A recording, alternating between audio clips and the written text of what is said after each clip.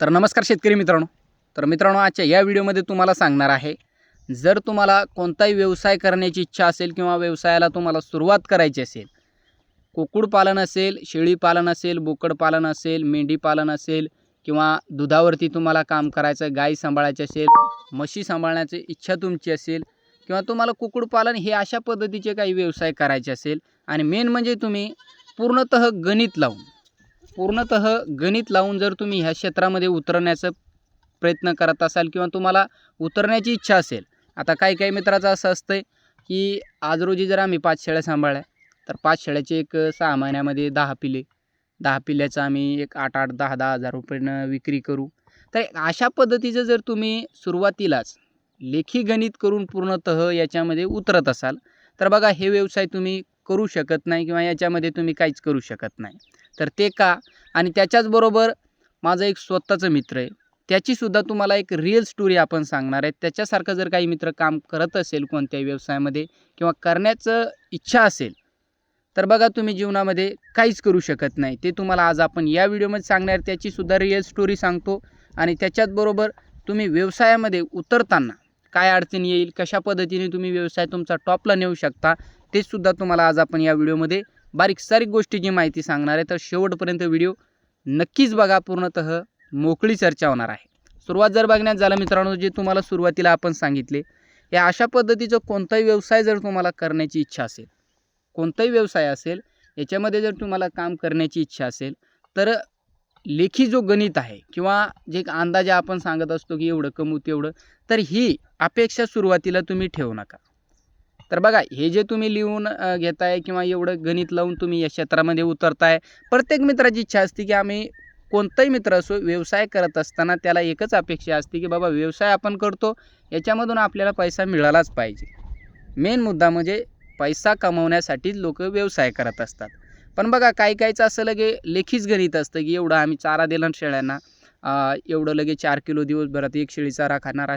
हे जे गणित आहे ते हे लेखी गणित ह्या क्षेत्रामध्ये चालत नाही. इथे कसं मन मोकळेपणाने तुम्ही काम करा.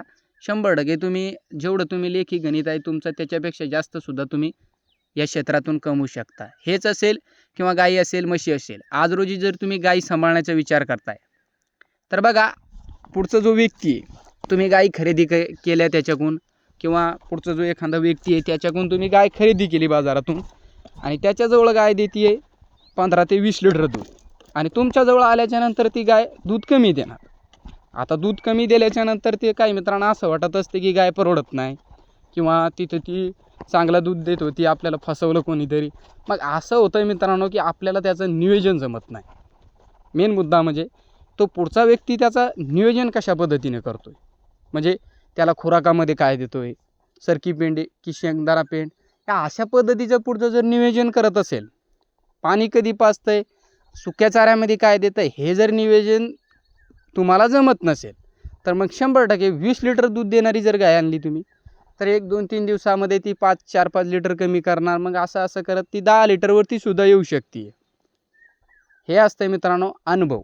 कोणत्याही क्षेत्रातला अनुभव जोपर्यंत तुम्हाला येत नाही तोपर्यंत तुम्ही त्या क्षेत्रातून पैसा कमवू शकत नाही.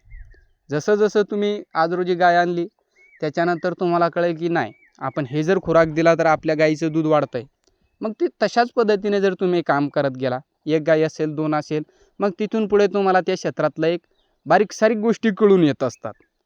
कशा पद्धतीने दूध वाढ करायची किंवा कशा पद्धतीने आपण जास्तीत जास्त फॅट घेऊ शकतो, तर ह्या बारीक गोष्टी कळून येत असतात. पण काही मित्राचं असं असतंय, थोडंफार दूध कमी दिलं लगेच त्याच्यातून बाहेर निघायचं. तसं जर करत असाल तर व्यवसायामध्ये तुम्ही सक्सेस होणार नाही.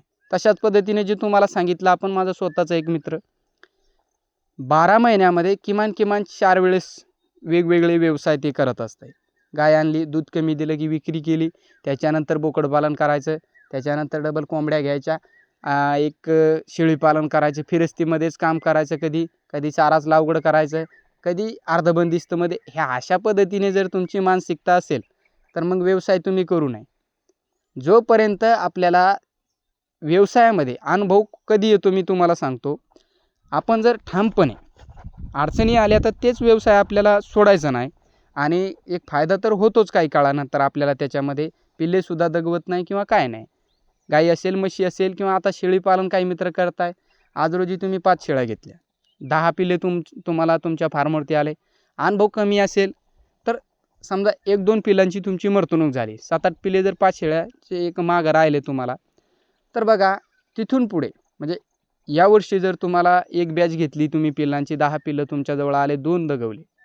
असं तर दगवू नये कोणाचं पिल्लू, पण समजा 2 पिल्ले आपले दगवले, तर पुढचा जो तुम्ही वेध घ्याल तर त्याच्यामध्ये तुमचे पिल्लं जे दगवले तर त्याच्यावरती काम करा. कशामुळे दगवले? गाभण काळात शेळ्यांनी दुसऱ्या शेळ्याला मारलं असेल, शेळ्या पिल्ले फेकत असतात, हे याच्यावरती काम करत चला. याच्यावरती काम केलं तर कोणत्या व्यवसायामध्ये आपण टॉपला जाऊ शकतो. फक्त काळजी एकच घ्या की आपल्या प्राणीची मरतणूक कशामुळे झाली, काय कारणामुळे मरतणूक झाली, तर त्याच्यावरती कधीही काम करा. मी स्वतःहून तशा पद्धतीने काम करत असतो. संडास लागली असेल तर कशा पद्धतीने कोणती गोळी दिली आपण, त्याच्यामुळे संडास पिल्लाची एक थांबली आहे, किंवा सर्वसाधारण सर्दी झाली असेल पिल्लाला, सर्दी एक कोणतं आपण औषध दिलं पाहिजे, हे आपले वेगवेगळे एक्सपेरिमेंट मी स्वतःहून करत असतो. आणि खचून मी कधी जीवनामध्ये जात नाही मित्रांनो. आज रोजी व्यवसाय करा तुम्ही, चढ उतार तुम्हाला पावला पावली बघायला मिळू शकतो. आज रोजी किती ज्ञानी माणूस असू द्या किंवा पुस्तकी त्याच्याजवळ ज्ञान असू द्या, स्वतः डॉक्टर असू द्या तुम्ही, त्याच्याजवळ सुद्धा मरतणूक होती जर त्याच्या संगोपनमध्ये थोडीशी जर हुकचूक झाली. आणि माणसाकडून हुकचूक होतच असते. 100% त्यांच्यासुद्धा तिथं शेळ्या दगवतात. मोठमोठ्या फार्मवरती सुद्धा अनुभव असतो, पण काही वेळेस जर आपण निष्काळजीपणा केला तर भरपूर अशा प्राण्यांची मरतणूक होत असते. फक्त खचून जायचं नाही. कोंबडी पालन करा, पिल्ले मेले किंवा कोंबड्या दगावल्या, काय कारणामुळे दगावल्या त्याच्यावरती काम करा. व्यवसाय कधी सोडायचा नाही. व्यवसाय जर तुम्ही सोडा आणि त्या व्यवसायातून तुम्ही बाहेर निघाला तर मग तुमची मानसिकता अशी असते, जे लोक तुम्हाला सुरुवातीला म्हणत होते की बाबा तू व्यवसाय हे करू नको, मग ते लोक पुन्हा तुमच्यावरती हसणार की बाबा तू व्यवसाय हे केलं ते केलं. तर लोकांच्या तर नादी लागूच नाही माणसाने. आणि व्यवसाय जो आहे, जे लोक नाव ठेवतात त्यांच्या एक डोळ्यासमोर आपला व्यवसाय हा मोठा झाला पाहिजे. अन्यथा एक त्याच्यामध्ये तुम्ही खचून गेलाय किंवा काय आणि लगेच तुम्ही त्या क्षेत्रातून बाहेर निघला, हे कुठंतरी तुम्हाला जमणार नाही. आणि जसं जसं तुम्हाला कोणत्याही क्षेत्रामधला अनुभव येत चालेल, अडचणी 100% तुमच्या फार्मवरती कमी येणार, पिल्लांची मरतणूक कमी होणार. पण सुरुवातीचा जो पाऊल तुम्ही ह्या क्षेत्रामध्ये टाका, कोणतंही करा, जे तुम्हाला सांगितलं आपण, तुम्ही कोणत्याही क्षेत्रामध्ये उतरण्याचं तुमची इच्छा असेल, पण मेन मुद्दा एकच आहे, अनुभव हे माणसाला जोपर्यंत येत नाही तोपर्यंत तुम्ही गाय घ्या, म्हशी घ्या, बोकडपालन करा, शेळीपालन करा. आणि असंच जर तुम्ही माझ्या मित्रासारखं एक पलटी मारत असाल, 6 महिने हे 5 महिने ते आणि 12 महिन्यामध्ये 1-2-3 वेळेस व्यवसाय तुम्ही बदलत असाल, शेळीपालन, कोंबडीपालन, गाई, मग हे याच्यामध्ये माणूस सक्सेस होत नाही किंवा जीवनामध्ये सुद्धा तसा व्यक्ती सक्सेस होत नाही. व्यवसाय करा पण ठामपणे. एक व्यवसाय निवडला आपण, रात्र दिवस त्याच्यामध्ये कष्ट करा स्वतःहून. आणि त्याच्यामध्ये अडचणी आल्या तर त्या अडचणी कशामुळं आल्या याच्यावरती मेन लक्ष आपण दिलंच पाहिजे. आज रोजी शेळ्या दगवल्या किंवा पिल्लू एक जहार पडला नाही, हे आपण बारीक सारीक गोष्टी ज्या आहेत त्या आपल्या माइंडमध्ये सेट करून ठेवा की नाही, आपण ही जर चूक केली तर आपला प्राणी दगू शकतंय. या कारणामुळे आपल्या एक नेक्स्ट टाईम जे आपण किंवा मागची जी आपण बॅच घेतली त्याच्यामुळे आपले पिल्ले दगवले, हे काळजी घेत चला. बाकी काय नाही, व्यवसाय काय कोणता अवघड नाही. तर कसा वाटला व्हिडिओ कमेंट करून नक्कीच सांगा. आणि जे मित्र आपले नवीन व्यवसायामध्ये उतरण्याची त्यांची इच्छा असेल त्या मित्रांना आपला हा व्हिडिओ नक्कीच शेअर करा, जेणेकरून त्यांना थोडीफार मदत होईल. तर शेवटपर्यंत व्हिडिओ पाहिल्याबद्दल मनापासून धन्यवाद.